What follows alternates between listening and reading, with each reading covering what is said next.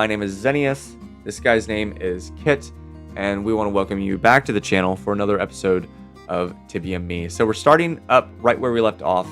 We're going to be venturing further into the island. We're going to be continuing the Banunu quests. So we're going to be encountering some different opponents.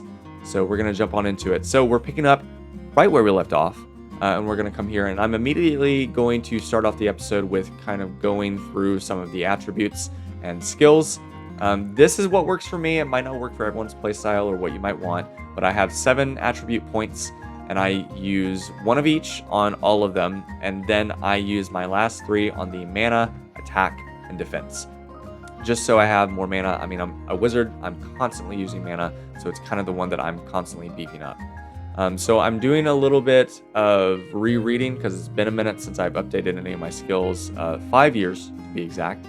And what I have right now is the martial attack. You see it right there. And I ended up putting another star into the mana leech. And that's what I end up switching my attack skill to. And I do this for a reason because I know that I want the higher level ones, the ones down at the bottom, the kind of divine power and rupture spell and stuff like that. Hey buddy, can you stop moving your tail on my mic here? His tail is a weapon and he knows it, and he doesn't know how to use it. So anyway, or maybe he does. So then I switch over to the healing skills over here. Right now I have the plenary heal, which is one that I really liked, and I went ahead and bumped it up. But I notice this meditation skill, one of the later skills that I want down at the bottom. I can't remember which one it is.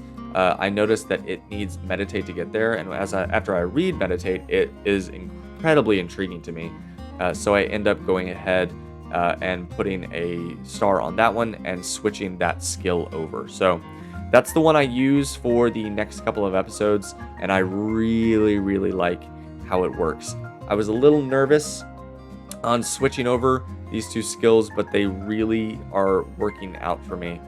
So I end up using them from really here on out. So then we're going to go down here and talk to Place. Look who comes here, the hero of the camp. I'm not sure why you did all this, but I guess it was not just for the sake of doing good. So why did you do it? Because I wanted to talk to you. All this just to get my attention. Mission accomplished, I would say. Here, take this as a reward for your stamina and your good deeds. It could help you should you really be up to what I think. So enlighten me. What's so important that you need to talk to me? The Lost Expedition. He could have guessed. I thought that much. Colonel Kurtz and his damned expedition. Shouldn't have helped him, but we were old friends, you know, so I helped him against my better judgment, and the whole island went crazy. Well, what happened? The ship of the expedition was wrecked in a sudden storm shortly before it reached Banunu. Not all of them made it to the safety of the beach. We helped them as best we could, but most of the equipment was lost to sea. Kurtz recognized me and asked me for my help.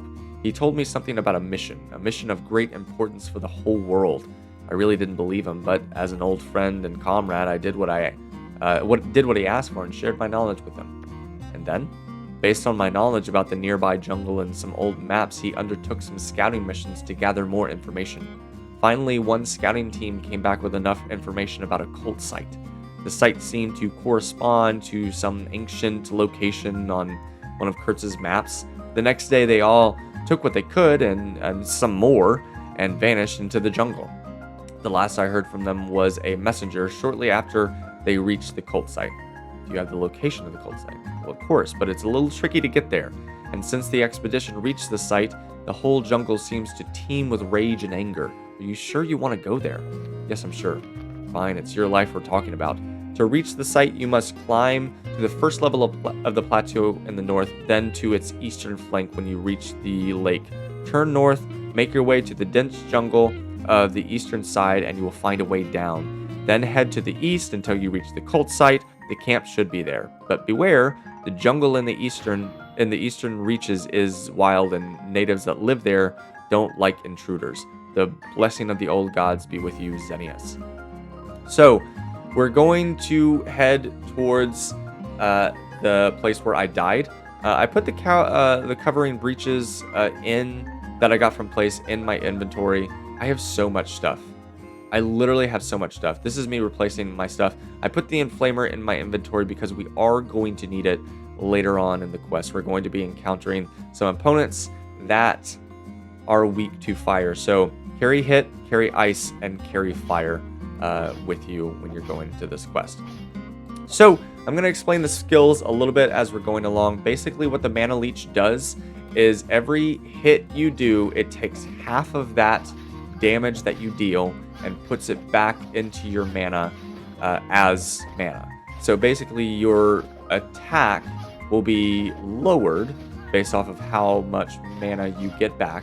And if you get excess, you'll get more mana like fueled back into your mana bar. So it's really, really helpful in tight situations when you need more mana.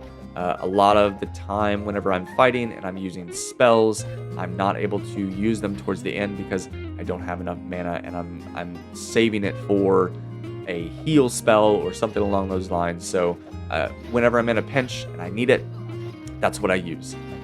The other skill, the meditate, the first star, which is what I have it on, it regenerates health and mana, 40% of your health and mana over a 15-second period. And this one is a little tricky because it does have a 90-second cooldown. So you do have to be aware that if you use it in combat, you might not be ready for the next time you're in combat. So use it wisely. I kind of only use it in specific situations where I'm getting low on both, or I know that I am going to be overwhelmed in a combat. So over here with the crocodiles, I think it would have been a good idea to have this skill on me whenever I ended up dying. This is one of the situations where I think it would come in handy. Of course, as you can tell, it's not refreshed yet, so I am not able to use it, but that is one of the situations where I would recommend using it. So I really like these skills. I believe that I'm able to use them pretty quickly, and the mana leech especially helps me because it lasts for 7 hits instead of your typical like 3 or 5 on your other attack skills. But basically it allows me to use my spells more because as a wizard, you're wanting to hit with your spells, so you're dealing extra damage. But when you're low on mana or you're running out because of your attack, you're not able to deal as much damage. So getting those spells in, that's really where your wizard is going to shine. Same with your skill, your healing skills. Because you're not a warrior, you don't have as much health, so you're not able to really take as much damage. But with your healing skill and that mana leech, it is able to do, you're able to take a little bit more. Now this area, you're going to come down into this area. Don't let it scare you because it scared me when I first came into this area. But when you enter, you're going to hear a heartbeat. You know the heartbeat when you get low on health and you're about to die. I think you have like 10% of your health left. Your character, the sound effects start, and you start hearing a heartbeat. That's what happens when you enter this area, and it continues through the entire time. So when you go over to the cult site, you go down below and you look around, the heartbeat is going to continue the entire time. So I was a little on edge this entire time. I was a little scared to keep going forward just because you don't really expect the sound effect to happen, but it does, and it kind of catches you off guard. So be very aware when you're in this area as well, because if you're hearing the heartbeat and you get low on health, you're not going to be able to prepare for it, and it might catch you off guard. So just be aware.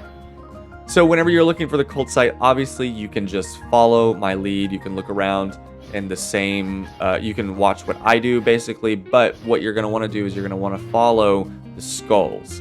So it's a little confusing because these skulls are going to lead you to other areas for future quests. So right now they're leading me to the cult site, but after you're done with this area, it's going to lead you to the next location. And then once you're done with that, you're going to have to come back through, and these other skulls are going to lead you to where you need for that quest. So the ones on the right, we're not going to be going through those just yet because we don't need to. But on a later quest, we're going to come back through and we're going to need to go past those skulls. So they're kind of markers for the quest in this area. but don't let it confuse you just yet, just because you're not going to use all of them right now. So the ones that lead you up and around over to this area over here to the right where those stairs are, that's where you're going to be headed. So you're going to be using those skulls to get you there. But later on, we'll use the skulls in other areas. So there is a star down on the right here. You do encounter it, or you do kind of see it in a different quest whenever you're trying to collect the I forget what it is, the bark, the twisted bark. I forget what it was called, but there's a star down in this area. So if you're a collector of sorts like I am, I would recommend going and getting that before you go on through the rest of this quest. I have my tea here. I'm gonna take a little sip now. I kind of record all of these episodes all in one day. Like, I'll play TibiaME for a couple of days, and that I'll record them, one at a time. But whenever I'm just sitting and watching and explaining to you guys what you need to be doing, I kind of do it all in one go. So episode like 69, 68, they're all here, and I just kind of do them all in one sitting. And Kit is joining me as well. So you're going to come in here, and you're going to make your way around to this Mercutio. I think that's his name. I don't know. I like to think it's Shakespeare. So I'll explain it here in a minute. It's a part of the quest that you have to do, but there's a section that I kind of missed on the way in, and it's kind of just me being a bad player, really, but I should have done it beforehand. Just to save you some time, and just so it really, really helps. You'll kind of notice here that I'm using my healing spell. I just wanted to test and see if you could use it in combat, and you can. Here we go. Is it true? Somebody found me, but you are late. What's wrong? Wrong. Nothing. I'm simply dying. But I'm glad I won't have to do it alone. Here, take this experience as a reward for making to me in time. Can I do something? Just stay with me till it's over. It won't take long now. What happened? Nearly there now. No more strength to tell. A small health potion could help, but gain time for talk. Check the camp's provisions. We had some with us. Okay, I'll be right back. So you're going to go out to where the crate was that you passed on the way in. That's where the health potion is going to be. If I had been a good player and I had checked the crate beforehand, it would have saved me time. So go ahead and get that crate before you come in. Nearly time. Sturry, if you want to talk. Have a small health potion? Thank you. This should keep me alive at least long enough to answer the questions you have. So what do you want to know? What happened? A few days after we left the beach, we reached the cult site easily and set up the camp. While the colonel started his investigation immediately, suddenly a native stepped out of the jungle and uttered a warning. Then he vanished again. The colonel ignored the warning and we continued the investigation. Then the tomb entrance was found. And then? Colonel Kurtz was so excited.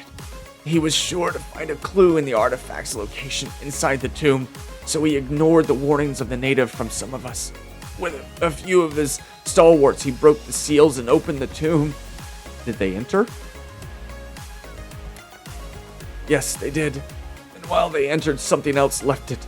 Something angry, something hostile. They seeped into the jungle, and then hell broke loose.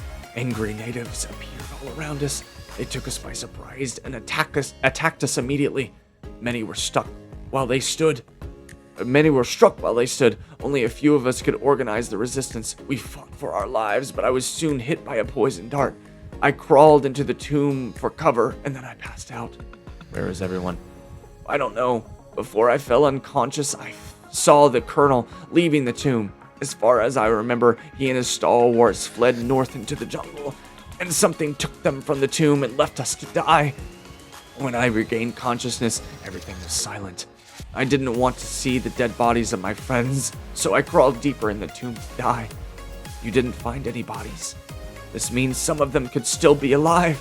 I know you're here for Kurtz, but please, find out what happened to comrades first. The natives must have took them. They came from the north.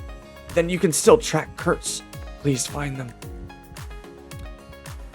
So, I don't believe that you have a clear example of where to go. So click on to investigations. Now I know all that happened. Kurtz abandoned the rest of the expedition to save something he found, while the other members died or were caught by natives. Now I have 2 tasks: finding Kurtz and rescuing the bodies, or rescuing the soldiers. So you're going to come back up and you're going to go back the way you came. This is what I was talking about when I say that you're going to want to go back through the skulls. So you're going to go back through that main path. If you can see on the minimap, or maybe if you see on your own game, you're going to see kind of a gray path that you're going to want to follow. So go back up the way you came after you finish off these Bentheras here, and then you'll be able to kind of follow the path as well. You'll be able to get some hints from the tracking. Whenever you run over Kurtz's tracks, there's going to be a little pop-up in the game saying that someone came through this area, and I'll point that out when it happens, so you'll be able to kind of know where to go from there. That heartbeat just throws me off every single time I hear it. It was so weird to kind of feel it. I know I logged off, and then I logged back on in between this quest and the next quest, because this one gets kind of long, so I kind of split it up into 2 different episodes here. But it kind of throws you off, and it's weird that it doesn't come back. That's the one thing that kind of threw me off, just because I expected it to kind of be in this whole area, but it's not. It's just kind of when you enter for that first time. So when I was talking about coming back to the same area, this is where I meant these skulls over here to the left. You're going to want to go back through them, and then you're going to want to head immediately north. You'll see these kind of tracks by this red plant over here to the left. Those are what I mean. If you follow them up north, you're going to be able to track Kurtz the rest of the way. You'll cross this bridge, and there's going to be a little kind of trap door that's going to sneak up on you whenever you get far enough north. So make sure it doesn't really, sneak up on you there. It does me, and I end up falling through it, which is why I think it was perfectly placed. It's pretty easy to tell if you know what you're looking for, and I did know what I was looking for, but it still snuck up on me, which I think is kind of genius game design, if I'm being honest. I really want to applaud the directors or producers or developers or whoever on their development of this area, because even though I knew what I was looking for, it still snuck up on me, and I didn't know that I was falling into a trap until I was in the trap. So great job on that. I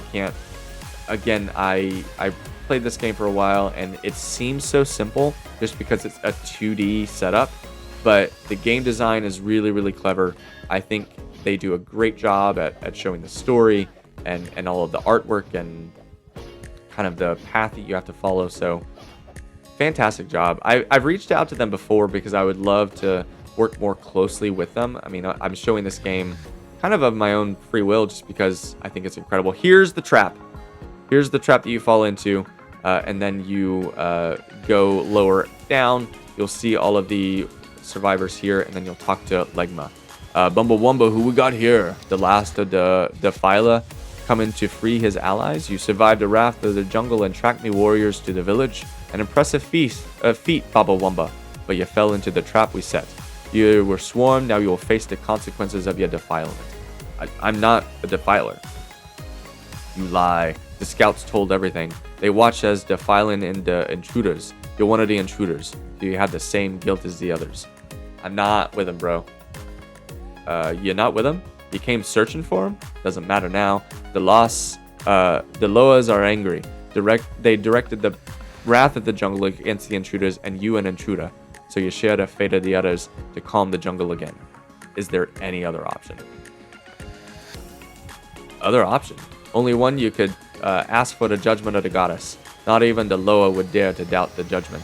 You pass the goddess's trials, and you and the others may leave. But beware, none pass in the last hundreds of years. I will do it.